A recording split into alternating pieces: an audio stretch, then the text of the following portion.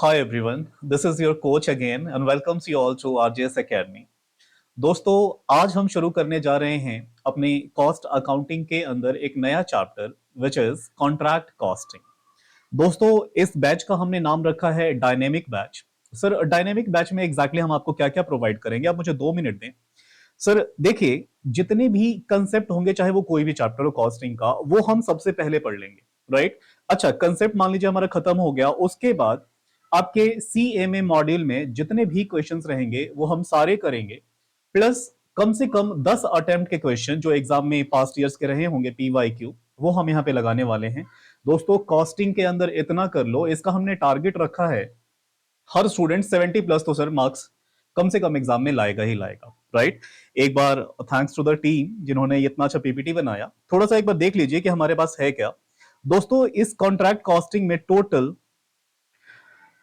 हमारे पास 17 पेजेस के ना हमारे पास नोट्स हैं, राइट। एक बार हम सारा का सारा समझते हैं एग्जैक्टली कि होता क्या है कॉन्ट्रैक्ट, एक बार पूरा आपको समझ में आए कॉस्टिंग के सर क्वेश्चन ना आपसे चुटकियों में सॉल्व होंगे, राइट। आइए देखना शुरू करते हैं, साथ में देखिए मैं आपको दिखा देता हूं, ये हमारे पास क्वेश्चंस हैं, मॉडल के ही हैं और पिछले हमने 10 अटेम्प्ट के उठा रखे हैं। सर बहुत भर भर के, इससे ज्यादा अगर आपने इतना प्रैक्टिस कर लिया ना, इसके अलावा किसी और चीज की आपको बिल्कुल जरूरत नहीं पड़ने वाली। आइए देखेंगे जरा, शुरू करते हैं contract costing. Exam point of view से बहुत इंपॉर्टेंट है। मैं आपको बता दूं कि सर एक ऐसा कोई एग्जाम नहीं गया जो इसके बिना जाए, मिनिमम एक फुल फ्लेज क्वेश्चन 7 नंबर का तो आएगा ही आएगा। हाँ, इसके अलावा अगर कोई एमसीक्यू आ जाता है, सर एक भी एमसीक्यू आएगा 2 नंबर का, 7 2 9 नंबर। अगर मैं कहूं कि मिनिमम 7 मार्क्स और मैक्सिमम 9 नंबर तक का भी आराम से ये एग्जाम में आ जाएगा। देखिए दोस्तों, सबसे पहले आप चलिए मेरे को बताइए कि आप एक कॉन्ट्रैक्ट से समझते क्या है और इस पर्टिकुलर कॉन्ट्रैक्ट कॉस्टिंग में एग्जैक्टली हमें पढ़ना क्या है। आप मुझे 5 मिनट दो, मैं इस चैप्टर को पहले खत्म कर देता हूं और फिर हम पढ़ना शुरू करेंगे, राइट सर। देखिएगा, इस कॉन्ट्रैक्ट में दोस्तों हम किस चीज का कॉन्ट्रैक्ट करेंगे, किस चीज का अग्रीमेंट करेंगे, सिर्फ और सिर्फ कंस्ट्रक्शन का। दोस्तों, कंस्ट्रक्शन बोले तो सर यहाँ पे एक कॉन्ट्रैक्टर होगा, कोई भी एक बड़ा कॉन्ट्रैक्टर आप इमेजिन कर ले, जैसे कि एल&टी जिन्होंने मेट्रो बनाई, हिंदुस्तान कंस्ट्रक्शन कंपनी, आप कोई भी इमेजिन करें। और दूसरा क्लाइंट, कॉन्ट्रैक्टी इमेजिन कर लीजिए। एक कॉन्ट्रैक्टी फॉर एग्जांपल क्लाइंट, आप सर उसे क्या करेंगे, कॉन्ट्रैक्टर को बोलेंगे कि भाई अपने को ना कुछ बनवाने का है, कोई भी कंस्ट्रक्शन आपको करवाने का है। इस पर्टिकुलर चैप्टर में ना कॉन्ट्रैक्टर वो करके देगा, बात खत्म। द थिंग इज कि ये किसके पॉइंट ऑफ व्यू से हमें चैप्टर पढ़ना है, सिर्फ और सिर्फ कॉन्ट्रैक्टर के पॉइंट ऑफ व्यू से। एक कॉन्ट्रैक्टर होगा, इसके एट अ टाइम बहुत सारे सर क्या कॉन्ट्रैक्ट चल रहे होंगे, हर कंस्ट्रक्शन कॉन्ट्रैक्ट का कितना एक्सपेंसेस आया और कितना प्रॉफिट आया, इस चैप्टर का बस इतना ही मोटिव है। तो सर अगर 2 शब्दों में मैं कहूं ना, तो टोटल कॉस्ट कितनी आई और प्रॉफिट या लॉस आया, जो भी आया, बस इतना बताइए और ये चैप्टर आराम से खत्म हो जाता है। सर बहुत कुछ नहीं करना। अगर मैं आपसे बोलूं कि सर कोई प्रॉफिट आपको निकालना है, राइट, कैसे निकालते हो profit? Sir trading and PNL आप बना लेते हो, एक्सपेंसेस को डेबिट करते हो, इनकम्स को क्रेडिट करते हो, जो डिफरेंस आता है बैलेंसिंग फिगर से आप निकाल लेते हो, या तो प्रॉफिट होता है या तो लॉस होता है। उससे भी आसान है दोस्त कॉन्ट्रैक्ट अकाउंट बनाना, राइट सर।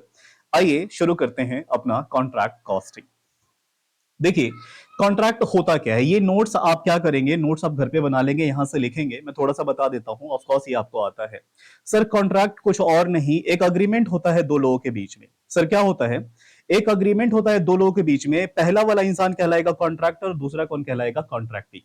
अच्छा, पहले हम क्या करेंगे, सारे ये 17 पेजेस के कंसेप्ट पढ़ लेते हैं, इसमें एग्जाम्पल से मैंने डाले हैं। इसके बाद 13 हमारे पास मॉडल क्वेश्चन है, सारे लगा देंगे, चैप्टर होगा, राइट सर। देखिएगा, मैंने कहा एक कॉन्ट्रैक्टर होता है, दूसरा कॉन्ट्रैक्टी होता है। सर कॉन्ट्रैक्टर क्या करेगा, सर्विस प्रोवाइड करेगा और इसके बदले में कॉन्ट्रैक्टी से क्या लेगा, ये कॉन्ट्रैक्ट प्राइस लेगा, राइट। देखिएगा, अब यहाँ पे कई बार एमसीक्यूज में पूछे जाते हैं या फिर फिल इन द ब्लैंक्स कहीं भरने को आ जाएगा कि कॉन्ट्रैक्टर किसे कहते हैं और कॉन्ट्रैक्टी किसे कहते हैं। थोड़ा सा यहाँ चलिए, इसकी डेफिनेशन ना मैंने यहाँ लिख रखी है, थोड़ा यहाँ से पढ़ लेंगे। अब देखिए, कॉन्ट्रैक्टर कौन होता है, the one who arrange all the resources like material, labour, machines etcetera, किस चीज के लिए, उस काम को करने के लिए। और कॉन्ट्रैक्टी कौन होता है सर, वो एक ऐसा आदमी जो कॉन्ट्रैक्ट देता है और बदले में और क्या देगा, कॉन्ट्रैक्ट प्राइस देगा। फॉर एग्जाम्पल यहाँ देखिएगा, एक मैंने यहाँ पे रखी है हिंदुस्तान कंस्ट्रक्शन कंपनी। सर कौन है, हिंदुस्तान कंस्ट्रक्शन कंपनी। और इसके एट अ टाइम में दोस्तों 3 कॉन्ट्रैक्ट चल रहे हैं। देखिएगा, पहला वाला, सर मुंबई में ये क्या कंस्ट्रक्ट करवा रहे हैं, रोड बन रहा है। बैंगलोर में वैसे शॉपिंग मॉल बन रहा है और दिल्ली में ये क्या बना रहे हैं, सर मेट्रो का कंस्ट्रक्शन करवा रहे हैं। अब यहां पे हमें इनके 3 सेपरेट सेपरेट अकाउंट्स बनेगा, किसी के भी एक्सपेंसेस को दूसरे अकाउंट में मर्ज नहीं करेंगे, राइट। देखिएगा, आपको बताना है कि मुंबई वाले कॉन्ट्रैक्ट से कितना प्रॉफिट आया, कितना लॉस आया, बात खत्म। आपको किसी एक कॉन्ट्रैक्ट का अकाउंट बनाना है। फॉर एग्जांपल अगर ये आपसे पूछता बैंगलोर वाले बताना जो शॉपिंग मॉल बन रहा था उसका प्रॉफिट या लॉस कितना आया, बस इतना सेपरेट सेपरेट अपने को बनाने का है। अब तक तो आप समझ गए होंगे इस चैप्टर को ना किसके पॉइंट ऑफ व्यू से पढ़ना है, सिर्फ सिर्फ और सिर्फ कॉन्ट्रैक्टर के पॉइंट ऑफ व्यू से, बात खत्म, राइट। क्योंकि वो इंटरेस्टेड है आपसे जानने से कि आप मुझे प्रॉफिट बता दो। आइए यहां देखेंगे सर और सर जरा कि कॉन्ट्रैक्ट ना एक बिग जॉब होता है। फॉर एग्जांपल कुछ ऐसे कॉन्ट्रैक्ट आपने देखे होंगे जो 1 साल के अंदर अंदर कंप्लीट हो जाते हैं। अगर मैं कहूं कि आपको घर बनवाना है, एक लग्जरी घर बनवाना है, एक छोटा मोटा मॉल भी बनवाना है, शॉपिंग मॉल, क्या मैं बोलूं 1 साल में निपट जाएगा? ऑफ कोर्स निपट जाएगा। लेकिन इमेजिन करें कि मेट्रो मेट्रो सर, ये जो पिलर्स आप देख रहे हैं, इतनी सारी लाइंस देख रहे हैं, वो कंस्ट्रक्ट करवाना है, क्या मैं बोलूं 1 साल में ये कॉन्ट्रैक्ट खत्म हो जाएगा? नहीं सर, ये कॉन्ट्रैक्ट तो सालों साल चलते रहेंगे, 2 साल, 3 साल, 4 साल, 5 साल भी चल जाएंगे। तो हमारे एग्जाम में भी ना 2 टाइप के क्वेश्चन आते हैं। एक ऐसा कॉन्ट्रैक्ट जो 1 साल में ही बन के खत्म हो गया आपके और मेरे बीच में। फॉर एग्जांपल मैं कॉन्ट्रैक्टर, आप कॉन्ट्रैक्टी, आपको एक शॉपिंग मॉल छोटा सा बनवाना है, मैंने आपको बोला कि आप मुझे इतना पैसा दे दो, आपने दिया, मैंने 1 साल में बना के दे दिया, प्रॉफिट कितना है निकाल दो, खत्म। एक ऐसा भी तो हो सकता है ना दोस्त कि कॉन्ट्रैक्टर चलते ही जा रहा है, 4 साल 5 साल लग जाते हैं, ऑफकोर्स ऐसा भी है। तो जरा देखेंगे हमारे पास ना 2 टाइप के दोस्तों होंगे, एक ऐसा जो 1 साल में बन के खत्म हो जाएगा, और दूसरा कौन सा, एक ऐसा कॉन्ट्रैक्ट जो 1 साल से ज्यादा चल सकता है, 2 साल, 3 साल, 4 साल, 5 साल, जितना भी चलना है चले, राइट। तो ये दोनों अकाउंट कैसे बनाएंगे कॉन्ट्रैक्ट अकाउंट, जरा देखेंगे। ज्यादातर एग्जाम में मैंने देखा है कि 1 साल वाला ही पूछा जाता है, और वो तो सर मतलब ट्रेडिंग अकाउंट से भी छोटा बनते ही खत्म हो जाता है। देखिएगा जरा, आप फॉर्मेट अच्छे से समझेंगे, रटना कुछ भी नहीं है। आपकी अकाउंट्स अगर थोड़ी सी भी अच्छी है ना सर, बहुत ज्यादा ऑफ कोर्स अच्छी होगी, लेकिन थोड़ी सी भी अच्छी है ना, ट्रेडिंग खत्म। देखिए जरा आपको अगर मैं कहूं कि ट्रेडिंग एंड पीएनएल में आपको प्रॉफिट निकालना है तो आप कैसे निकालोगे सर? जो भी इस कंस्ट्रक्शन को कंप्लीट करने में खर्चा लगा है उसको आप डेबिट कर दोगे, और जितने रुपए का कॉन्ट्रैक्ट प्राइस है, फॉर एग्जांपल जिसे आप सेल कहते हो, क्योंकि यहां तो हम कुछ गुड्स तो बेच नहीं रहे ना, सर्विसेज प्रोवाइड कर रहे हैं, उसको आप क्रेडिट करोगे, और डेबिट में डिफरेंसेस अगर आ रहे हैं तो उसे आप प्रॉफिट कहोगे। बस इतना ही सिंपल है। आइए जरा देखिएगा, एक बार फॉर्मेट हम देख लेते हैं। जैसे मैंने यहाँ पे लिख दिया कि just like trading and profit and loss account, और कुछ भी नहीं है सर। देखिए फॉर्मेट हम पहले वो देखने जा रहे हैं जो 1 साल में पूरा हो जाता है, राइट। देखिए फॉर एग्जाम्पल इस पर्टिकुलर कंस्ट्रक्शन को कंप्लीट करने के लिए ये अलग अलग टाइप्स के क्या हो सकते हैं, एक्सपेंसेस हो सकते हैं, आपने उसे क्या कर दिया दोस्त, डेबिट कर दिया। अच्छा बेचेंगे, जो भी फॉर एग्जाम्पल अगर गुड्स होता और गुड्स बेचते तो हम क्या करते, क्रेडिट करते। अब देखिएगा यहां पे मैंने क्या लिखा, गुड्स तो है नहीं ना कि बेच दिया, कि मैं यहाँ पे सेल लिख दूं, तो सेल का सेल ना लेके हम उसको क्या कर देते हैं, डेटर बना देते हैं कॉन्ट्रैक्टी को, क्योंकि पैसा तो उसी से लेना है। तो यहाँ पे मैंने क्या कर दिया, कॉन्ट्रैक्टी का नाम लिख दिया, equivalent to sale, right sir. अच्छा जितने भी एक्सपेंसेस थे डेबिट कर दिया, जो पैसा मिला सेल का, एक तरह से कॉन्ट्रैक्ट प्राइस, उसको क्रेडिट कर दिया। एक बात बताइए, ऐसा भी तो पॉसिबल है ना कि जितना रॉ मटेरियल खरीदा था जो मैंने यहाँ पे डेबिट कर रखा है, वो सारा का सारा इस्तेमाल ही नहीं हुआ, कुछ हमारे पास बच गए, तो हम क्या करते हैं, क्लोजिंग स्टॉक में नहीं डाल देते मटेरियल को, उतना आप डाल दीजिए। अगर डेबिट में आपका डिफरेंस आ रहा है तो बैलेंसिंग फिगर से आप क्या निकालोगे, प्रॉफिट। और अगर क्रेडिट में डिफरेंस आ रहा है तो सर ऑफ कोर्स लॉस हो गया। इतना करने के बाद जो भी आपका आएगा, आपने प्रॉफिट निकाल दिया। अगर वो क्वेश्चन आपसे पूछ रहा है प्रॉफिट, तो ये रहा प्रॉफिट। अगर टोटल कॉस्ट कितना लगा वो पूछ रहा है तो हम ये बता देंगे, क्वेश्चन खत्म। बस इतने के बिहाफ पे आप मॉड्यूल के 1-2 क्वेश्चन मेरे साथ आप करने के काबिल हो गए। लेकिन मैं ये कहता हूं दोस्त कि मैंने आपसे वादा किया है कि ये हमारा कौन सा चल रहा है, डायनेमिक बैच। इसमें जितने भी कंसेप्ट होंगे ना, वो सारे के सारे 17 पेज थे जिसमें से 5 पेज हमने देख भी लिया, सारे कंसेप्ट पहले पढ़ेंगे और फिर सारे क्वेश्चन एक साथ करेंगे, राइट। अब चलिएगा इसके पार्ट बी में, मैंने कहा कि कुछ ऐसे भी तो कॉन्ट्रैक्ट होते हैं जिसमें क्या होता है दोस्त कि 1 से ज्यादा साल तक कॉन्ट्रैक्ट चलता ही रहेगा। ऐसे में हम कैसे कॉन्ट्रैक्ट अकाउंट बनाएंगे, जितने साल उतने कॉन्ट्रैक्ट अकाउंट आपको यहां दिखाना पड़ेगा, ईयर 1, ईयर 2, ईयर 3 ऐसे करके नाम से। सुनिएगा दोस्त, देखिए आइए यहां पे सबसे पहले आप क्या लिखेंगे, मान लो ये हम मान के चल रहे हैं कि 3 साल का कॉन्ट्रैक्ट है, राइट। तो ईयर 1 हमने लिख दिया। सेम कहानी फर्स्ट ईयर में आप क्या करोगे, फर्स्ट ईयर में जितना आपने मटेरियल जितना भी एक्सपेंसेस करा डायरेक्ट, सारे के सारे उसको आपने डेबिट कर दिया। Yes of course sir. अब सुनिएगा, अगर मैं एक एग्जांपल लेके चल रहा हूं कि मैंने कुछ ऐसा कॉन्ट्रैक्ट लिया है, मैं कॉन्ट्रैक्टर और आप कॉन्ट्रैक्टी, जिसके हमारे बीच में तय हुआ है सर 10 करोड़ रुपए। कितने? कॉन्ट्रैक्ट प्राइस 10 करोड़ रुपए। अब सुनिएगा, पहले ही साल में क्या मैंने, फॉर एग्जाम्पल कि अगर ये कॉन्ट्रैक्ट 3 साल चलने वाला है, तो पहले साल में मैंने जितना आपको बनाया होगा, राइट, वो 100% तो कंप्लीट नहीं करके दे दिया ना कॉन्ट्रैक्ट। कितना किया होगा? एक पर्टिकुलर कुछ परसेंटेज ही तो किया होगा। फॉर एग्जांपल 1/3 अगर मैं कहूं तो 33.33% फॉर एग्जांपल, राइट। तो क्या मैं यहां सेल में बच्चों 10 करोड़ लिख दूंगा? The answer is no. कैसे लिख सकते हो? एक छोटे से एग्जाम्पल से समझते हैं। फॉर एग्जाम्पल आपकी शादी होने वाली है, राइट सर, और आपको एक अच्छा सा सूट सिलवाना है, राइट। अब सूट में क्या होता है सर? एक शर्ट चाहिए, एक पैंट चाहिए और ऊपर से अपने को एक कोट चाहिए। 3 चीजें मैं मान लेता हूं। टेलर भैया ने बोला कि आपको ना 15,000 देने पड़ेंगे, राइट। कॉन्ट्रैक्ट किसने लिया? टेलर वाले भैया ने। आप कौन हो गए? कॉन्ट्रैक्टी। अब सुनना, टेलर भाई ने एक दिन क्या करा ना कि सिर्फ पैंट पैंट सील दिया, स्टिच कर दिया, राइट। तो अगर मैं कहूं कि 5-5 हजार रुपए वो जोड़ रहे हैं तो टोटल 15,000। तो कॉन्ट्रैक्टर वो क्या बोलेगा? टेलर भाई साहब बोलेंगे कि लाओ एक काम करो, 15,000 मुझे दे दो। आप उसे 15,000 दोस्त दे दो, सॉरी कितना? अगर मैं कहूं कि 5-5-5 3 के अगर 15 लग रहे हैं तो 5,000 आप उसे दे दोगे?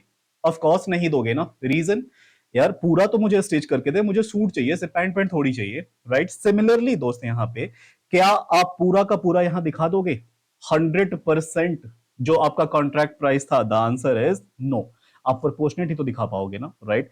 इसी प्रोपोर्शनेट को यहाँ पे जितना आपने कंप्लीट करा है, जितना आपने कंप्लीट अब तक करा, उसको नाम क्या देंगे? WIP, work in progress. इतने रुपयों का अगर मैं कहूं 1/3 आपने कंप्लीट कर लिया है, तो 1/3 दोस्तों हमें यहाँ पे क्या करना है? अमाउंट दिखाना है, लेकिन दो अलग अलग शब्दों में, वैल्यू ऑफ वर्क सर्टिफाइड और कॉस्ट ऑफ वर्क अनसर्टिफाइड। ये दोनों पॉइंट क्या होते हैं आगे आपको मिलेगा। मेरा छठवां और सातवां जो पॉइंट है दोस्त, वो मैंने यही लिखवा रखा है, देखिएगा छठवां और सातवां पॉइंट। पहला देखिए यहाँ पे cost of work certified 6 number, और अनसर्टिफाइड मैंने यहां रख रखा है। इन दोनों को ना बहुत अच्छे से एग्जांपल से समझेंगे। फिलहाल के लिए आप मान लो मेरे को 10 मिनट दो, राइट सर।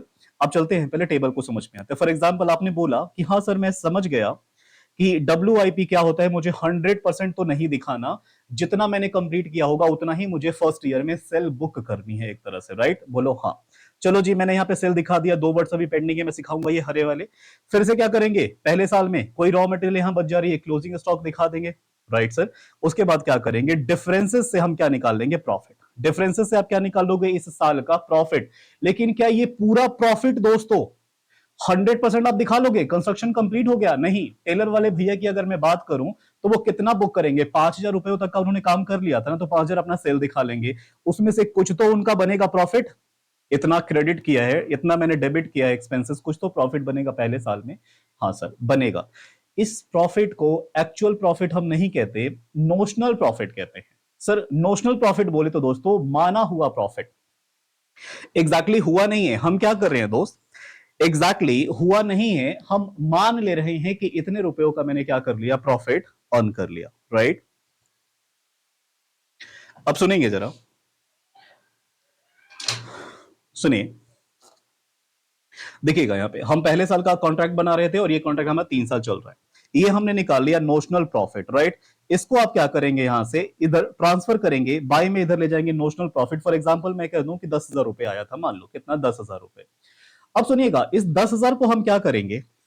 दो टुकड़े करेंगे, दो टुकड़े। फॉर एग्जांपल इस 10,000 में कुछ पैसे तो हम अपने पास रखेंगे, क्योंकि दूसरा साल और तीसरा साल अभी कॉन्ट्रैक्ट पूरा करना है। लेकिन दोस्त थोड़ा सा और इमेजिन करो, एक बात बताओ मुझे कि ये हिंदुस्तान कंस्ट्रक्शन कंपनी में जो पैसा था, वो सारा का सारा पैसा किसका था?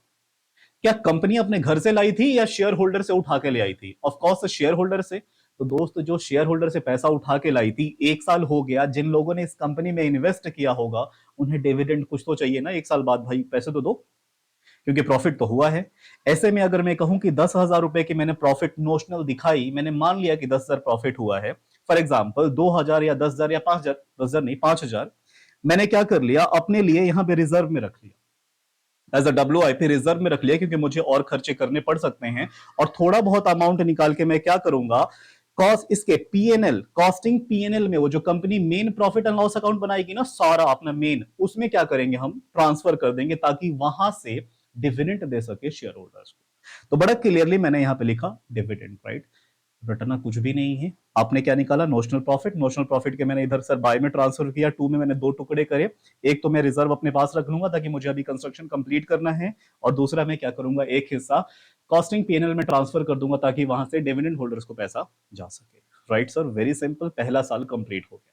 राइट, अब देखना जरा, पहला साल कंप्लीट हो गया, इधर मैंने क्या लिखा था, सेल बुक करा था ना, दूसरे साल में इसको क्या करूंगा, ये बाई सर क्या था, WIP, उधर ट्रांसफर करूंगा। देखना यहाँ पे दूसरे साल का मैं कर रहा हूं, यहाँ पे 2 WIP दिखा दिया, जो हरी वाली बात मैंने यहाँ लिखी थी, ये दोनों के दोनों इधर बाय में थे, उधर जाके दूसरे साल में मैंने 2 में ट्रांसफर कर दिया। जैसे जीपी से ग्रॉस से आप क्या करते हो, उधर ले जाते हो ना प्रॉफिट एंड लॉस में, सिमिलर यहां मैंने सर ट्रांसफर कर दिया। यहां तक बात समझ में आ रही? सुनिएगा, वो जो रिजर्व में मैंने पैसा रखा था, रिजर्व में याद करो, यहां पे कुछ तो पैसे रखे थे मैंने, ये वाला, ये तो मेरे पास ही है ना, मैं उधर ले जाऊंगा सर, तो इधर मैंने रख दिया, देखो इसमें दूसरे साल में बाई में मैंने रख दिया WIP, कौन सा वाला, रिजर्व वाला। यहां तक का हो गया। पहले बोलो कि ये दो बातें आपको समझ में आ गई, पिछले वाले अकाउंट से मैंने क्रॉस ट्रांसफर कर दिया और कुछ नहीं करा। अब दूसरे साल का मैं क्या करूंगा दोस्त, दूसरे साल में भी तो बहुत सारे एक्सपेंसेस होंगे, एक्सपेंसेस फॉर सेकेंड ईयर, दूसरे साल में भी तो बहुत सारे एक्सपेंसेस होंगे ना, ऑफ कोर्स सर, उनको मैंने डेबिट कर दिया। फिर दूसरे साल में मैं फिर से क्या बुक करूंगा, इस साल भी तो मैं कुछ सेल कर पाया ना, फॉर एग्जांपल इस बार मैंने क्या कर दिया, 50% या 75% मैंने काम कंप्लीट कर लिया, तो जितना मैंने एक्स्ट्रा कमाया उसको तो मैं अपना सेल बुक करूंगा ना। देखो मैंने यहाँ पे दूसरे साल का भी सेल अपना दिखा दिया, दोनों के डिफरेंसेस से फिर मैं क्या निकालूंगा, दूसरे साल का प्रॉफिट, और अगले साल का बोलो यार समझ में आ गया। चलो यहाँ पे देख लो, नेशनल नोशनल प्रॉफिट, इसको हम क्या करेंगे दोस्त, सारा का सारा खुद के पास रख लें या सारा का सारा डिविडेंड को दे दें शेयर होल्डर्स को? नहीं सर, दोनों करना पड़ेगा। इस नोशनल प्रॉफिट को यहां देखो मैंने ट्रांसफर किया, ये मान लो जो भी अमाउंट आया था मैंने रख लिया, फॉर एग्जांपल इस साल ले लो 50,000, उस 50,000 में मैं क्या करूंगा, कुछ पैसा फिर से 20,000 अपने पास रिजर्व में रख लूंगा और 30,000 में कॉस्टिंग पीएनएल में ट्रांसफर कर दूंगा। क्यों? ताकि वहां से डिविडेंड के पैसे जाने हैं, शेयर होल्डर्स को डिविडेंड जाने हैं। Right, clear? अब देखिएगा, तीसरा और आखिरी साल दोस्तों, इस साल क्या है, कंस्ट्रक्शन का ना कंप्लीशन होने जा रहा है।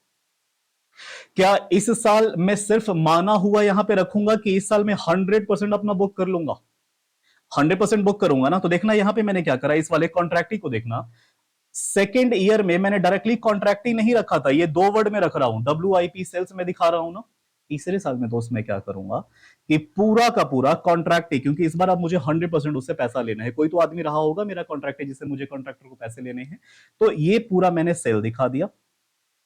अब सुनना, ओपनिंग WIP रिजर्व वाला, ये सर कौन सा वाला है, ये कौन सा वाला है, एक काम करो ना, इधर देखो, इधर डेबिट साइड में जो मैंने पैसे रखे थे ना, उसको मैंने उधर ट्रांसफर कर दिया, और जो यहां पे आए थे ये वाले, इनको मैं क्या करूंगा, क्रेडिट वालों को डेबिट में सर ट्रांसफर कर दूंगा। बाई वहां था ना ओपनिंग, यहाँ पे क्लोजिंग मतलब था, यहाँ पे क्या आएगा, ओपनिंग में मैं दिखा दूंगा। वही दो वर्ड्स लिखे हैं, आप अभी मान के चल रहे हैं कि ये दो वर्ड मैंने आपको तो सिखाए ही नहीं है, बहुत थोड़ी देर में सर, 5 मिनट और मैं आपको सिखाता हूँ। चलिए, यहां मैंने दिखा दिया दोस्त, उसके बाद मैंने क्या किया, थर्ड ईयर के मैंने एक्सपेंसेस को डेबिट कर दिया, और अगर मान लो कोई क्लोजिंग बच गई तो क्लोजिंग में मैं दिखा दूंगा। और इस साल क्या मैं नोशनल प्रॉफिट लिखूं? अब ये तो फाइनल प्रॉफिट आ गया ना, कितना हुआ, तो दोस्तों इसको मैंने एक्चुअल प्रॉफिट माना, और इस सारे के सारे प्रॉफिट को मैं कहां ट्रांसफर करूंगा, कॉस्टिंग पीएनएल। राइट, चलिए ये कैसे निकलता है, बैलेंसिंग फिगर से। किसी को अगर थोड़ा बहुत कोई नहीं समझ में आया, देखो दो पॉइंट्स है, मैं चलूं वहां पे एलिब्रेट करने, आइएगा। किसी को अगर पर्टिकुलर नहीं समझ में आता है दोबारा वीडियो देख लेना, वैसे सर इजी है, आप तो सर अकाउंट्स के चैंपियन हैं। यहाँ ये कुछ एक्स्ट्रा बातें हैं, अगर मैं, मेरे को ये सिखाना है आपको, राइट, पॉइंट नंबर यहां से सिखाना है, इससे पहले थोड़ा सा और सीख लो दोस्तों। एक बात बताइए, कोई डेप्रिसिएशन वगैरह होता था तो आपने क्या किया था, डेबिट कर दिया था पीएनएल में।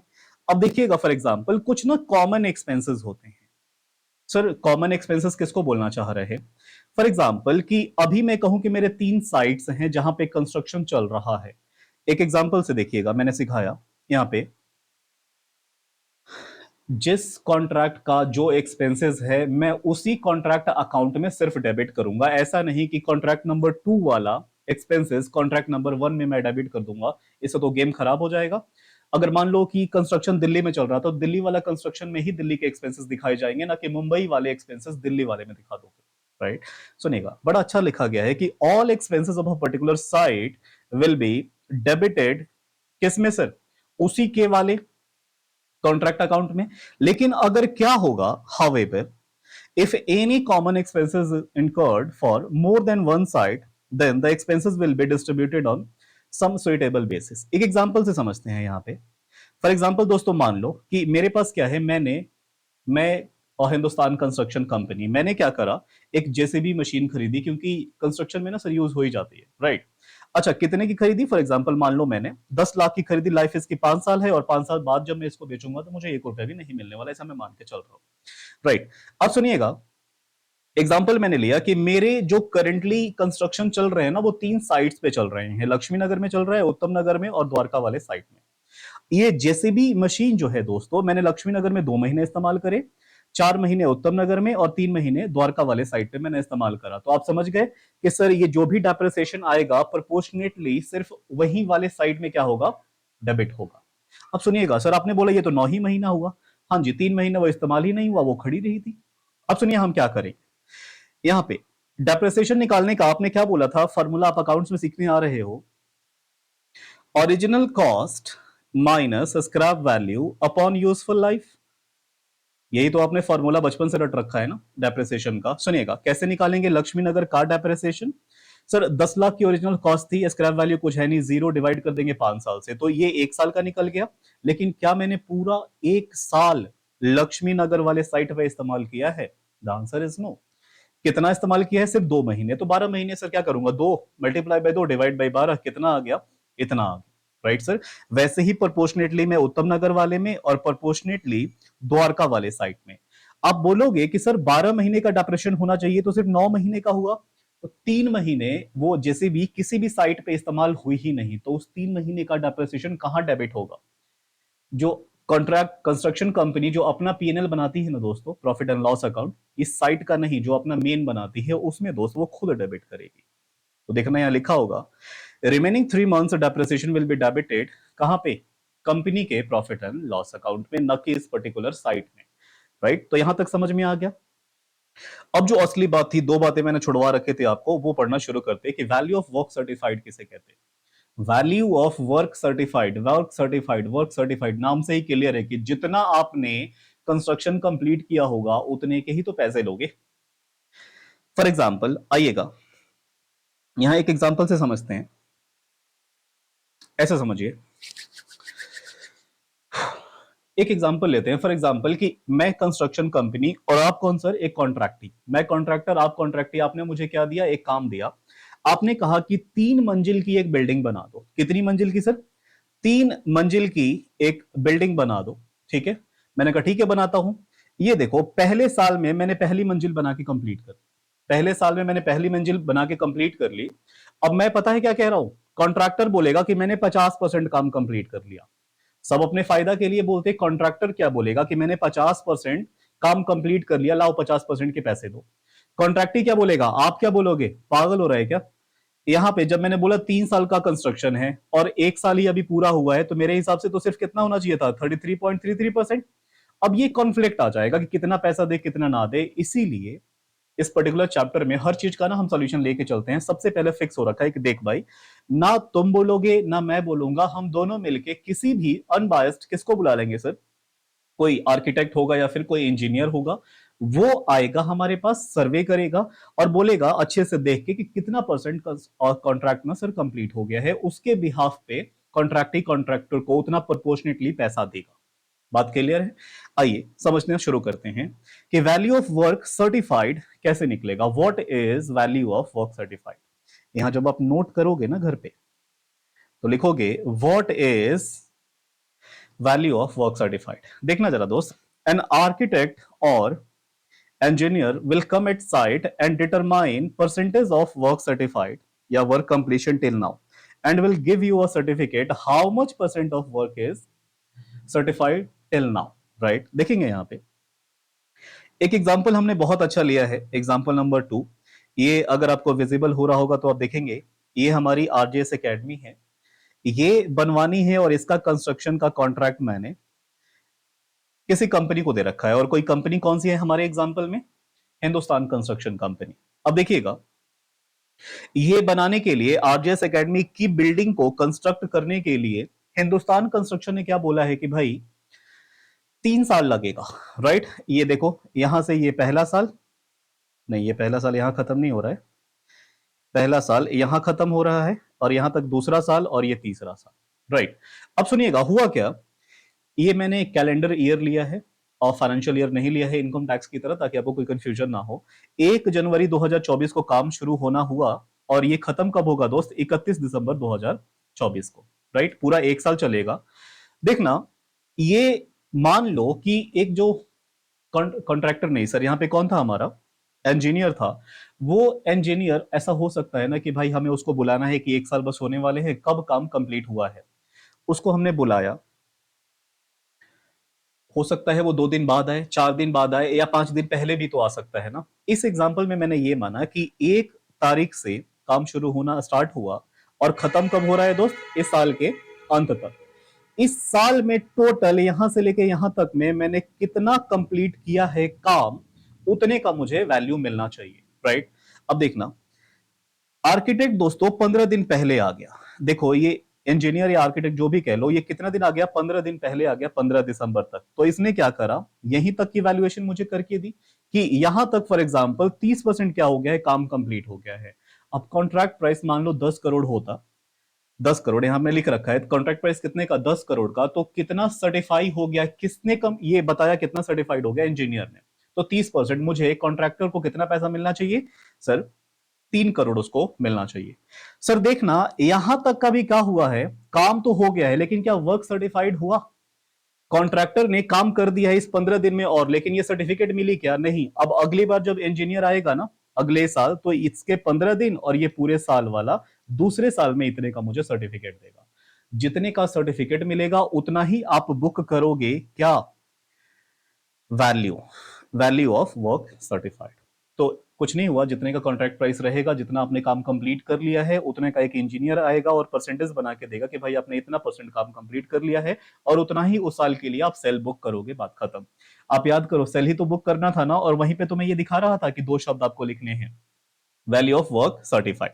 अब सुनना, सवाल ये आता है कि अनसर्टिफाइड क्या बोलेंगे, मैंने वो दिखाया ना, 15 दिन, 15 दिन काम तो हो गया था, लेकिन क्या उसने मुझे परसेंटेज बताई, नहीं। उसको एक आओ अलग से एग्जांपल से समझते हैं कि कॉस्ट ऑफ वर्क अनसर्टिफाइड दोस्तों कैसे निकालते हैं। सुनिएगा, इसका क्या मतलब है कि कॉन्ट्रैक्टर ने एक काम कर दिया है, लेकिन इंजीनियर ने क्या बोला कि अभी सर्टिफिकेट नहीं दिया उतने का।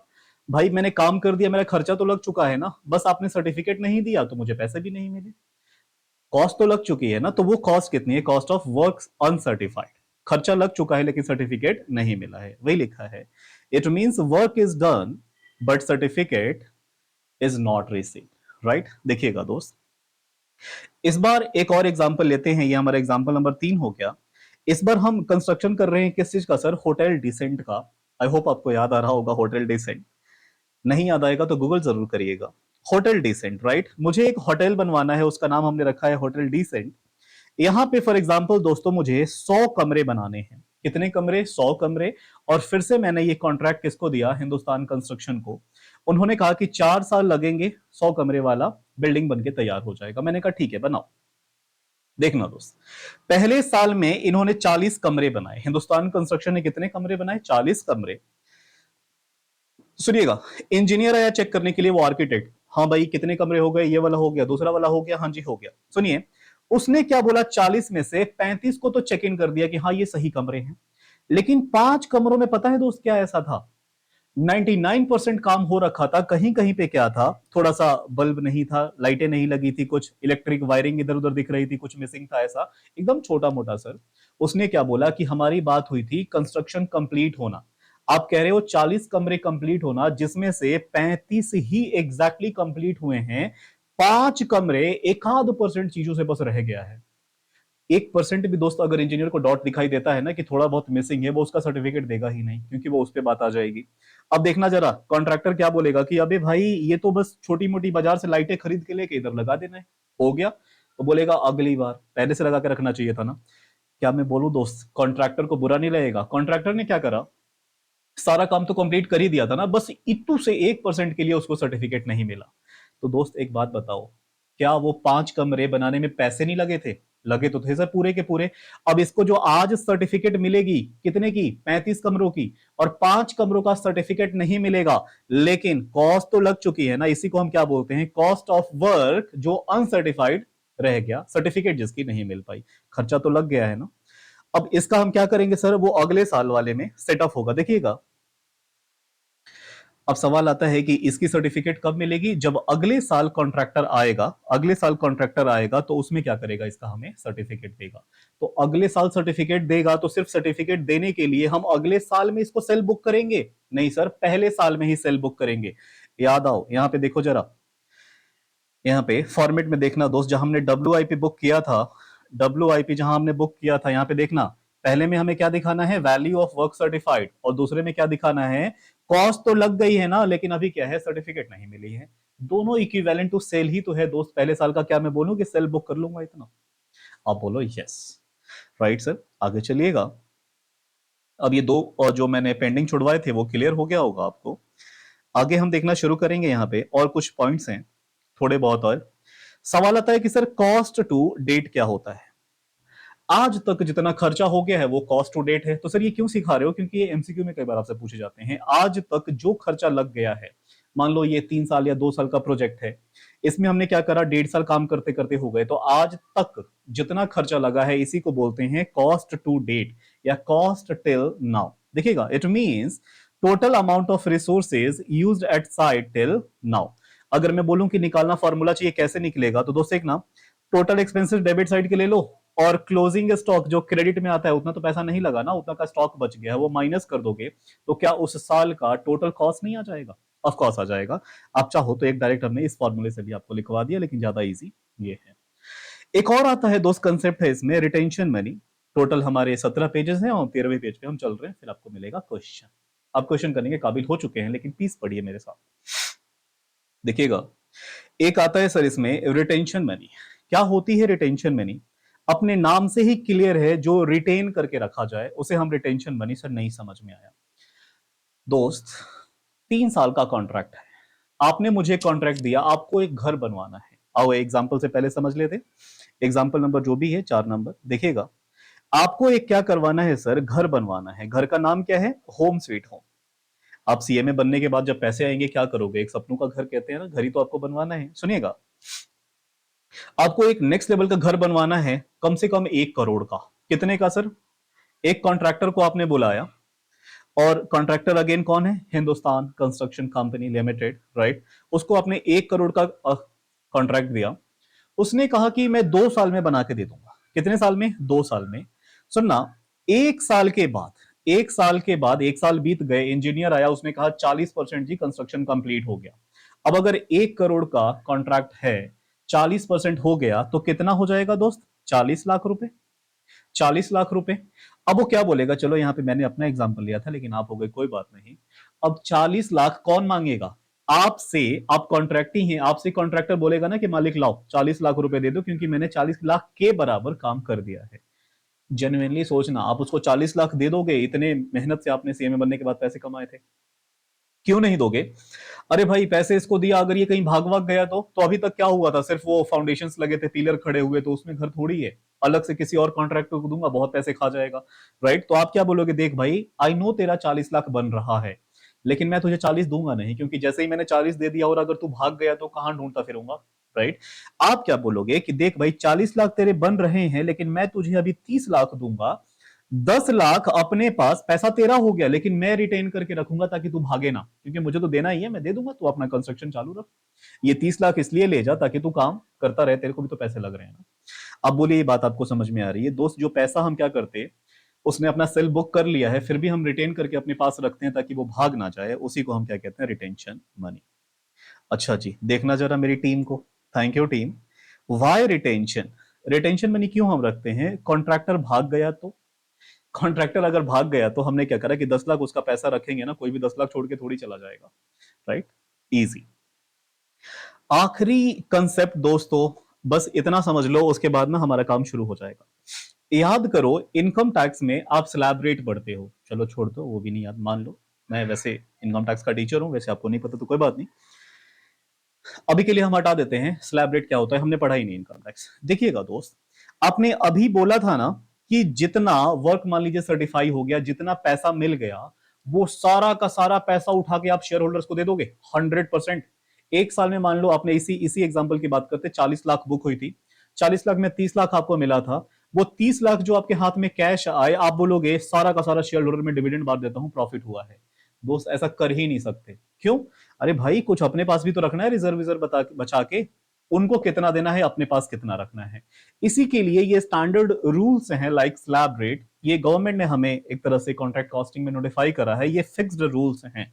राइट, कि देखो भाई, वो शेयर होल्डर ने भी आपके पास बहुत पैसे लगाए हैं, तो वो भी तो इंतजार कर रहा है कि आप प्रॉफिट कमाओगे तो उसको क्या दोगे आप, डिविडेंड। सुनिएगा, लॉ मेकर्स ने इसके भी हैं सर, जो स्टैंडर्ड जो हमारी सीएमए आईसीएमएआई है उसने बना रखा है, अगर 25% काम कंप्लीट आप कर लेते हो, 100% हो जाएगा तो कंस्ट्रक्शन खत्म।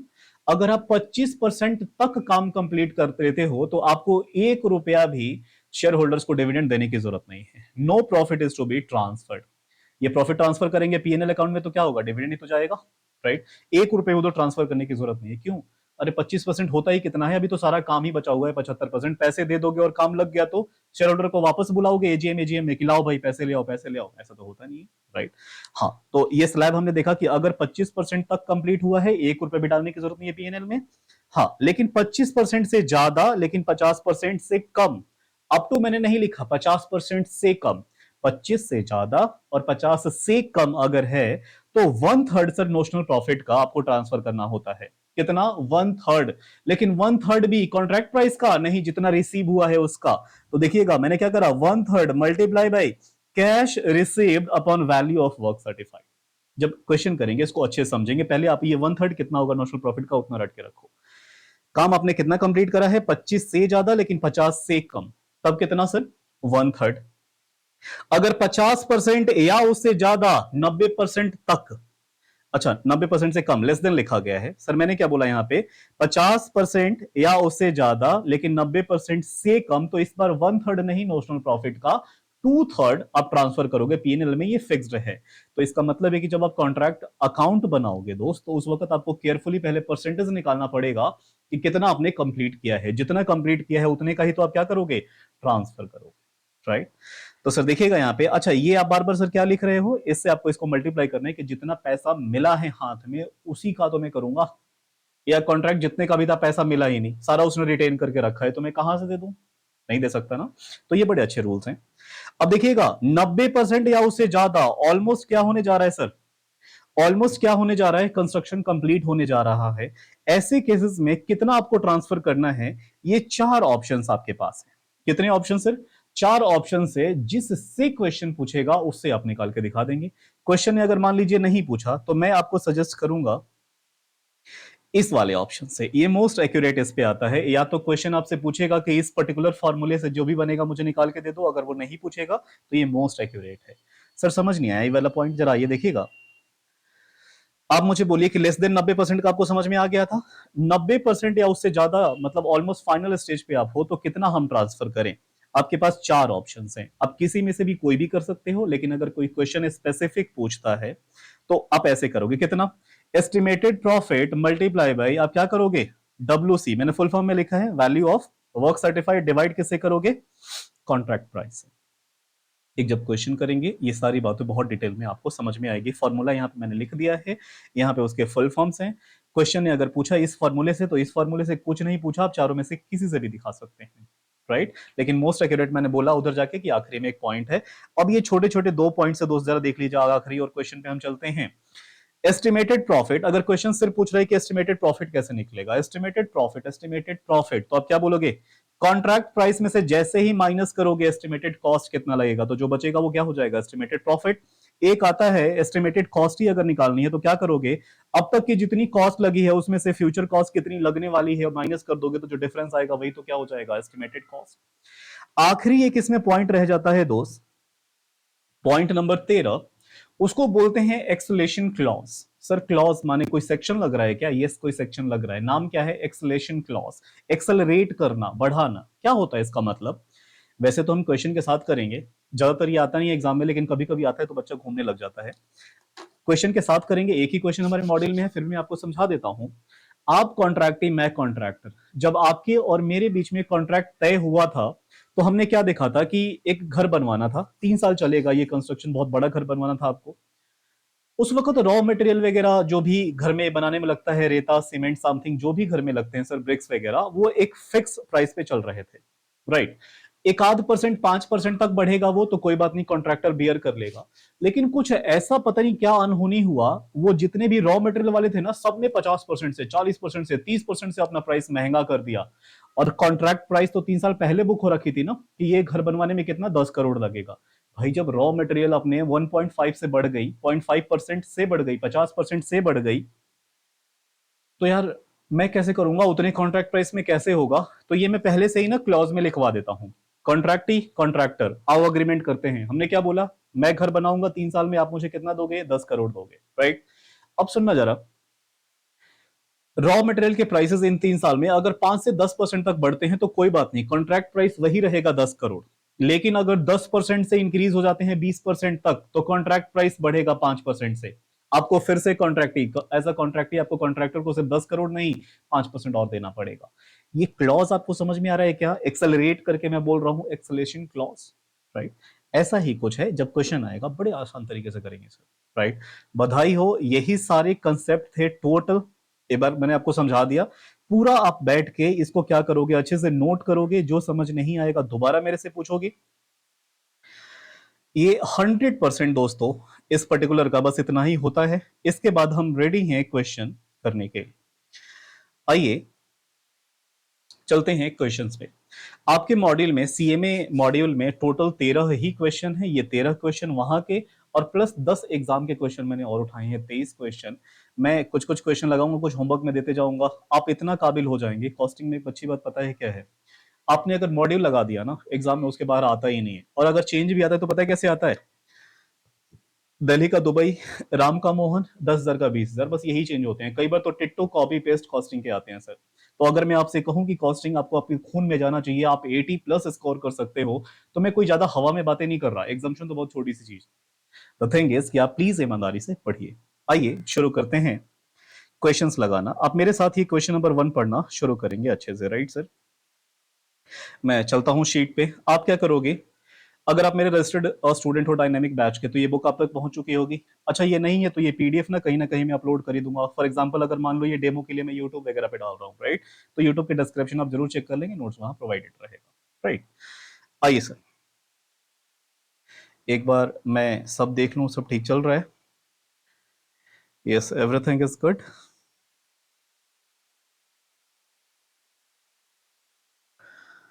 हाँ जी दोस्तों, चलते हैं क्वेश्चन पे जरा, आइएगा। ये दोस्त मैंने पहले से ही फॉर्मेट बना लिया, पहले हम क्वेश्चन देखते हैं अपना। यहाँ आइए, सुनिएगा। ये सर कहीं और का नहीं, मॉड्यूल का ही क्वेश्चन है, राइट। अगर आप मॉड्यूल में ढूंढेंगे तो मैं आपको बता दूं, ये सर क्वेश्चन नंबर आपको 11 मिल जाएगा। इलस्ट्रेशन नंबर 11 रहेगा उधर, और आईसीएमआई के मॉड्यूल में हमारी बुक में ये क्वेश्चन नंबर 1 है। ऐसे करके हम करना शुरू करते हैं। आप जरा पढ़ना शुरू करिएगा। ये वैसे न्यू सिलेबस है। एक हम क्वेश्चन पढ़ते हैं, अभी आंसर करेंगे, फिर ऐसे करके एक आध में आपको होमवर्क में दे दूंगा, पढ़िएगा। कह रहे कि a form of builders carrying out a large contracts kept in contract ledger, ठीक है, separate accounts for each contract on 30th June 2022.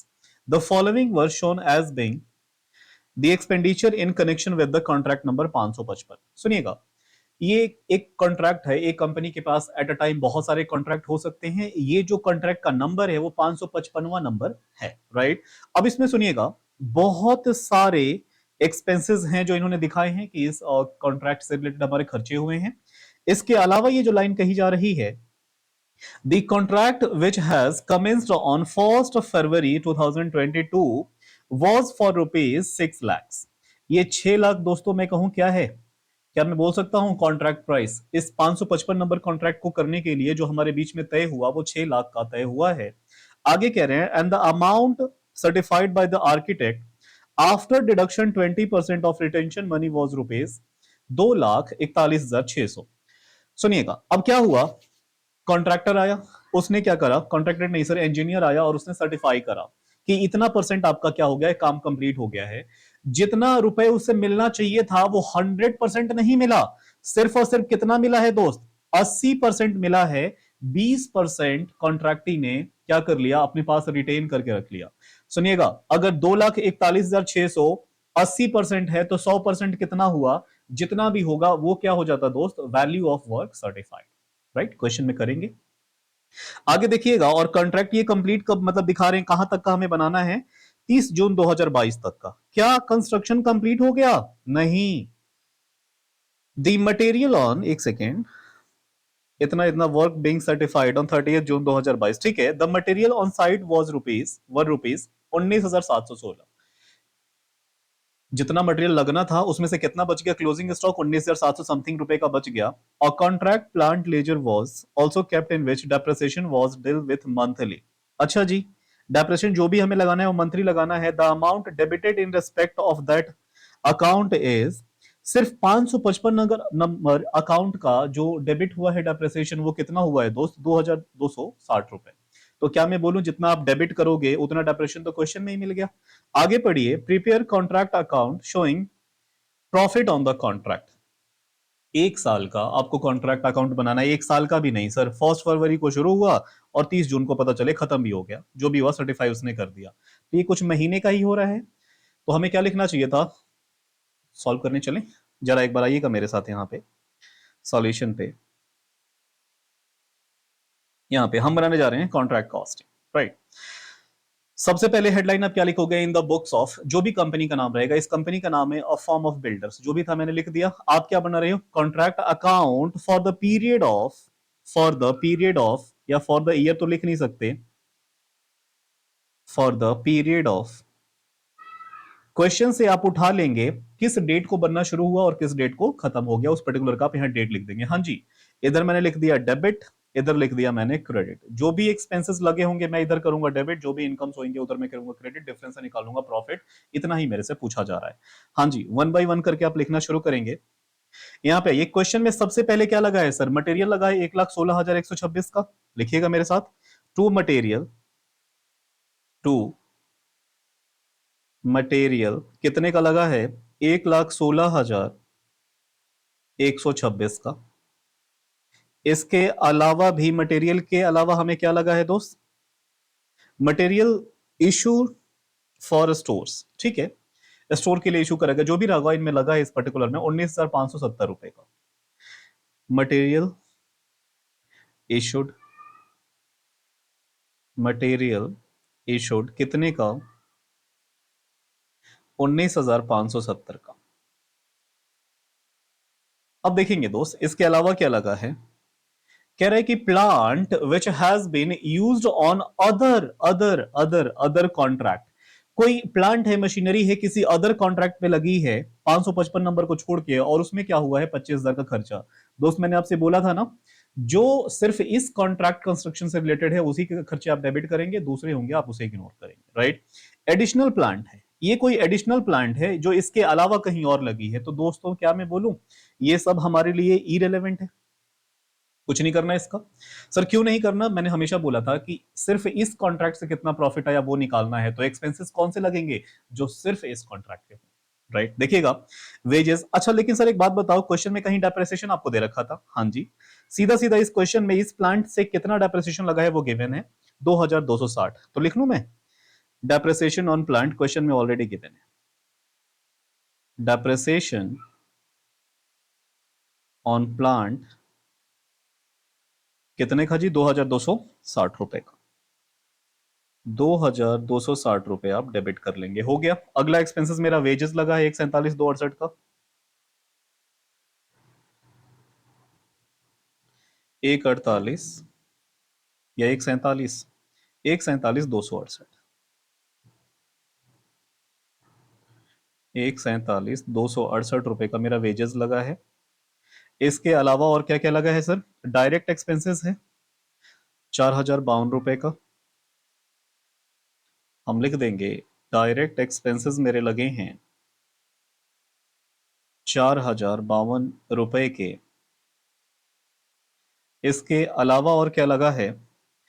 Proportionate establishment expenses. Sir ये इसी से रिलेटेड है, कोई प्रोपोर्शनेट एक्सपेंसेस है 17,440 का, तो यहां पे लिख लेंगे प्रोपोर्शनेट एक्सपेंसेस।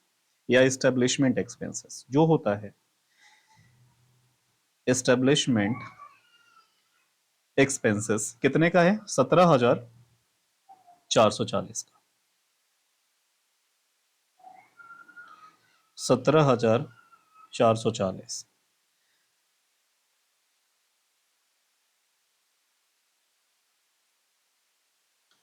आइए, यहां तक जो भी एक्सपेंसेस थे मैंने डेबिट कर दिए। अब मैं सेल बुक करने जा रहा हूं, क्रेडिट साइड में आइएगा। क्रेडिट में 22 सेल लिखूं मैं? आप याद करके बताओ, सेल अगर मैंने गुड्स बेचा होता तो मैं सेल लिख देता। नहीं सर, याद आया, WIP लिख के 2 वर्ड्स आप लिख रहे थे, राइट। आइए लिखिएगा, by WIP, work in progress. अभी पूरा कंप्लीट नहीं हुआ, कंप्लीट हो जाता तो मैं बुक कर देता।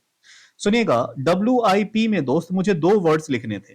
पहला वाला वैल्यू ऑफ वर्क सर्टिफाइड और दूसरा वाला cost of work on certified. आइए पहला वाला लिखते हैं, value of work, value of work certified, जितने का हमें क्या मिल गया? सर्टिफिकेट मिल गया। और दूसरे में क्या लिखेंगे हम sir? Cost of work uncertified, cost of work uncertified. Sir खर्चे तो हो चुके हैं लेकिन सर्टिफिकेट अभी तक नहीं दिया आर्किटेक्ट ने, क्यों नहीं दिया? 1-8% रह गया होगा काम, अनसर्टिफाइड।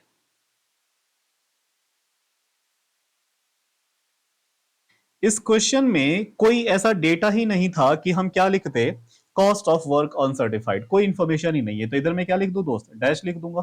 तो सर क्या ये एग्जाम में लिखना जरूरी है? आपकी मर्जी, चाहे तो इग्नोर करें, लेकिन मैं आपको सिखा रहा हूं कि जो मैंने फॉर्मेट सिखाया है उसमें मुझे लिखना है कि नहीं लिखना। एग्जाम में लिखिए, बहुत अच्छे मार्क्स मिलेंगे। अब सुनिएगा, वैल्यू ऑफ वर्क सर्टिफाइड। इस क्वेश्चन में कितने रुपयों का काम हो गया है कैसे पता चलेगा? अगर मैं कहूं कि वैल्यू ऑफ वर्क सर्टिफाइड निकालना है तो मैंने आपको फॉर्मूला क्या सिखाया था कि टोटल कितने का कॉन्ट्रैक्ट है, उसमें कितना परसेंट कंप्लीट हो गया है, मल्टीप्लाई कर दो, निकल जाएगा वैल्यू ऑफ वर्क सर्टिफाइड। लेकिन द थिंग इज कि इस क्वेश्चन मुझे परसेंटेज ही नहीं पता। इस क्वेश्चन में अभी परसेंटेज ही मैं नहीं पता कि कितना परसेंट कंप्लीट हो गया है। तो नीचे आओ और लिखो वर्किंग नोट।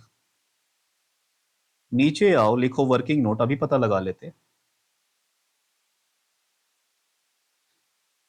वर्किंग नोट, सुनिएगा दोस्त, किसी चीज का परसेंटेज निकालना है, किसी भी चीज का, किसी वैल्यू का, तो आप उस वैल्यू के साथ मल्टीप्लाई बाय 100 करते हो। जरा यहां लिखिएगा, मुझे पता लगाना है कि कितना परसेंट काम हो गया, तो क्या मैं लिखूं? परसेंट ऑफ कंप्लीशन या percent of work certified is equal to percentage of work certified. मुझे निकालना है अगर, तो मैं क्या करूंगा? जितने का वैल्यू ऑफ वर्क सर्टिफाइड है उसे डिवाइड कर दूंगा टोटल कॉन्ट्रैक्ट प्राइस से। वैल्यू ऑफ वर्क सर्टिफाइड, आप परसेंटेज नहीं दोगे तो वैल्यू तो देना पड़ेगा। और इस क्वेश्चन में देखो, आपको याद करो, वैल्यू दे रखा है, इसे डिवाइड किससे कर दूंगा? कॉन्ट्रैक्ट प्राइस से।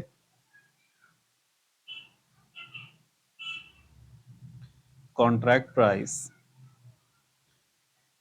और किसी भी चीज की दोस्त परसेंटेज निकालनी होती है तो हम क्या करते हैं?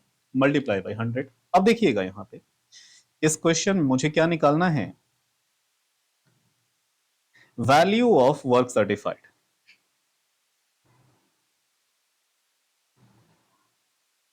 कितने का है नहीं पता, थोड़ी देर में देखेंगे। लेकिन कॉन्ट्रैक्ट प्राइस क्वेश्चन में बोला था ना कि 6 लाख का बात हुआ है, तो 6 लाख से तो पहले मैंने डिवाइड कर दिया, ये देखो, और मल्टीप्लाई बाय 100 भी कर दिया क्योंकि परसेंटेज निकालना है। अब वैल्यू ऑफ वर्क सर्टिफाइड मुझे नहीं पता, वैल्यू ऑफ वर्क सर्टिफाइड मुझे नहीं पता, यहां मैंने हैशटैग लगा दिया। सुनिएगा, क्वेश्चन ने क्या बोला था कि जितना भी सर्टिफाई हुआ है उसमें से 20% का पैसा नहीं मिला है, तो 80% का मिल गया है। हाँ जी। और 80% का जो दोस्त मिला है वो कितने के बराबर है? 2,41,600 के बराबर है। वही यूनिटरी मेथड, क्या करेंगे? अगर 2,41,600, अगर 2,41,600 80% काम के पैसे हैं तो 100% कितना रहा होगा? सर ये जरा निकाल दीजिए। 2,41,600 डिवाइडेड बाई 80 मल्टीप्लाई बाई 100, 3,02,000 के बराबर आ रहा है सर। 3,02,000 2000 के बराबर आ रहा है। सुनिएगा, 3,02,000 के बराबर। ये क्या आ गया सर? 3,02,000। यहां पे पुट कर दो वैल्यू ऑफ वर्क सर्टिफाइड। यहां मैंने रख दिया 3,02,000। अब क्या परसेंटेज आ जाएगी? हाँ जी, जरा बताओ दोस्त, कितना परसेंट आया? कितना परसेंट आया? 3,02,000, 3,02,000 divided by 6,00,000 multiply by 100। Sir ये 50.33%। 5050.33 है, तो मैं 34 लिख सकता हूं क्या? ऑफ कोर्स लिख सकता हूं। इतना परसेंट दोस्त क्या हुआ है? काम कंप्लीट हो गया है। सुनिएगा, मैं ये निकाल रहा था ना, percentage of work certified, 50 point something percent क्या हो गया है? काम सर्टिफाई हो गया है। अगर आपको याद आ रहा है तो मुझे बताइए कि अगर इतना परसेंट काम सर्टिफाई हो जाता है तो मुझे कितना पीएनएल में ट्रांसफर करना है डिविडेंड के लिए? याद करो, अप टू 25 पे 1 रुपए भी नहीं, लेकिन 25 से लेके कहां तक? बिलो 50 तक। आपने बोला था ना 1/3, लेकिन ये 50 से ज्यादा हो गया, 50 से ज्यादा हो गया, तो ज्यादा में आपने क्या बोला था? 2/3 ऑफ नोशनल प्रॉफिट आप ट्रांसफर करते हैं। वो बात की बात है, बस याद दिला दिया मैंने। अब क्वेश्चन पे आइए। हाँ जी, वैल्यू ऑफ वर्क सर्टिफाइड हमारा कितना निकल के आया? वैल्यू ऑफ वर्क सर्टिफाइड 3,02,000 हमारा निकल के आया। ये 3,02,000 आप दिखा देंगे। 3,02,000 आप यहां पे दिखा दीजिए। कैसे आया? वर्किंग नोट से आया। 3,02,000 वर्किंग नोट से आया। मैं स्टार लगा देता हूं। सुनिएगा, कोई क्लोजिंग स्टॉक है क्या क्वेश्चन में? हाँ जी है, तो लिखो by closing stock. By closing stock. और क्वेश्चन ने कितना बोला था? कितने का रॉ मेटेरियल हमारे पास रह गया? द मटेरियल ऑन साइट व रुपीज 19,716 का। 19,716 का हमारा रह गया। इतना मैंने रख दिया। अब मैं क्या बोलूं? क्रेडिट के डिफरेंसेस से डेबिट में निकाल लूं? अब तो कुछ बचा नहीं, कोई और एक्सपेंसेस नहीं है, तो कोई बात नहीं, आप यहां दिखा दो दोस्त।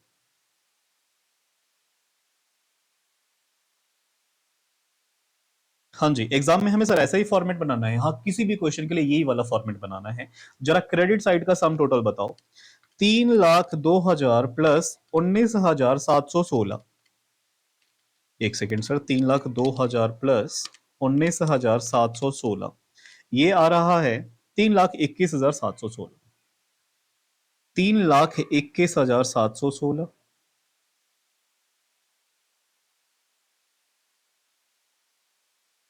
तो इधर भी आना चाहिए 3,21,716। इसमें से अब जैसे ही डिफरेंस निकालोगे तो यहां पे क्या बचेगा दोस्त? क्या मैं बोलूं? प्रॉफिट आ जाएगा। और इस प्रॉफिट को मैं पूरा प्रॉफिट बोलता हूं कि नोशनल प्रॉफिट, माना हुआ प्रॉफिट? तो यहां पे वर्ड लिखोगे नोशनल प्रॉफिट। अब जैसे ही इसमें से घटाओगे, 3,21,716 minus 1,16,126 minus 19,570 minus 2,260 minus 1,47,268 minus 4,052 minus 17,440। दोस्त एग्जैक्टली हमारा 15,000 आ रहा है, राइट? तो क्या मैं बोलूं कि 15,000 तो नोशनल प्रॉफिट हो गया? अब सुनना जरा, ये पूरा का पूरा 15,000 आप क्या करोगे? पीएनएल में ट्रांसफर कर दोगे या फिर रिजर्व रख लोगे? सर दोनों करना पड़ेगा। पीएनएल में कितना ट्रांसफर होगा डिविडेंड के लिए, वो तो वो परसेंटेज डिसाइड करता है जो हमने लिख रखा है। पहले तो इस टू नोशनल प्रॉफिट को बाई में ट्रांसफर करो। क्वेश्चन कैसा भी हो, आंसर एक जैसा ही होगा। आइए, बाई में पहले ट्रांसफर करो इसको। बाई नोशनल प्रॉफिट, माना हुआ प्रॉफिट कितने के बराबर आ रहा है दोस्त? 15,000 के। अब सुनिएगा, 15,000 मैंने क्रेडिट कर दिया। डेबिट में मुझे दो बातें लिखनी पड़ेगी अब।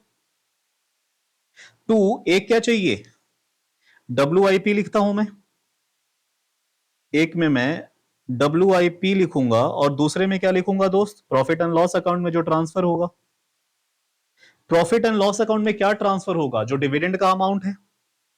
जो डिविडेंड का अमाउंट है, देखो मैं ये भी लिख देता हूं यहां पे, डिविडेंड अच्छा, डिविडेंड कैसे निकलेगा दोस्त, इसके लिए मुझे बनाना पड़ेगा वर्किंग नोट। तो इधर मैं एग्जामिनर को वर्किंग नोट में दिखाऊंगा। और बाकी WIP कैसे निकलेगा? अच्छा, इसको हम क्या बोलते हैं, रिजर्व ही तो बोलते हैं ना, वो रिजर्व जो मुझे रखना पड़ेगा इस कंस्ट्रक्शन में काम आ सकता है पैसा। तो यहां रखिए रिजर्व क्या, ये कैसे निकलेगा सर, बैलेंसिंग फिगर से नहीं निकाल दूंगा मैं, सुनिएगा। टोटल अगर 15,000 है, फॉर एग्जाम्पल मैंने 10,000 डिविडेंड में डाल दिए, तो 5,000 क्या बचेगा सर, बैलेंसिंग फिगर। तो ये 5,000 से आ जाएगा, तो इसको बैलेंसिंग से निकालेंगे और फिर हम कंप्लीट कर लेंगे अपना क्वेश्चन, पूरा हो जाएगा।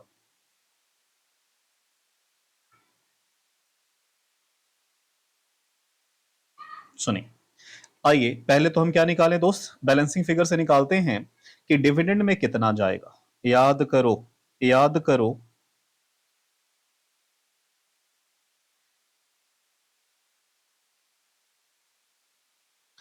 हाँ जी, यहां दिखा देंगे पॉइंट नंबर 2 में, amount transfer to, amount transfer to profit and loss account for dividend, ये कैसे निकलता है?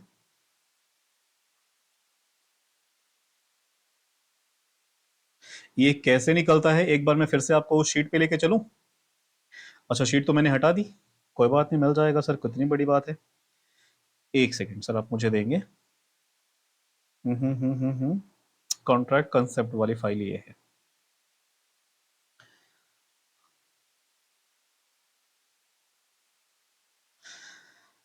हाँ जी, पहले तो ये बताइए कि कितना परसेंट वर्क सर्टिफाइड हो गया है। 50.34%, आपको मैंने अभी निकाल के दिखाया, सुनिएगा। परसेंट वर्क सर्टिफाइड कितना ट्रांसफर होगा पीएनएल में, आपने बोला था सर देखो, अगर अप टू 25% कुछ भी ट्रांसफर नहीं होगा, 25 से ज्यादा लेकिन 50 से कम तो 1/3 नोशनल का। लेकिन यहां पे देखिएगा, 50 से क्या मैं बोलूं ज्यादा हो गया, 50 और मोर, हाँ जी 50 और मोर, लेकिन 90 से कम है, तो कितना, 2/3 नोशनल प्रॉफिट का, और उसे मल्टीप्लाई करना पड़ेगा जितने का कैश रिसीव हुआ है और डिवाइड करना पड़ेगा वैल्यू ऑफ वर्क सर्टिफाइड से। तो मैं चलूं जरा, ऑफ कोर्स सर, यहां पे चलो फॉर्मूला लिखो। हाँ जी, फॉर्मूला क्या लिखेंगे, नोशनल प्रॉफिट का, मैं नीचे दिखा देता हूं, नोशनल प्रॉफिट का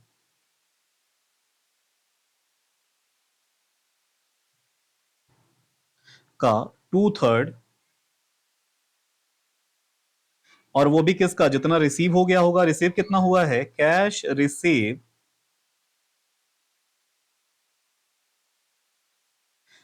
ये आपको कितना अच्छा कंसेप्ट लग रहा है ना, जिसने भी बनाया है, कि सर कैश रिसीव का ही हम क्यों दिखा रहे हैं, क्योंकि दोस्त एक बात बताओ, वैल्यू पता चले कितनी सर्टिफाइड हो गए, लेकिन सामने वाले ने रिटेन करके पैसा रखा है, कॉन्ट्रैक्टर को पैसा मिला ही नहीं, जो मिला ही नहीं वो अपने घर से देगा डिविडेंड में, सर नहीं। तो बड़ा अच्छा है, cash received upon value of work certified, upon value of work certified,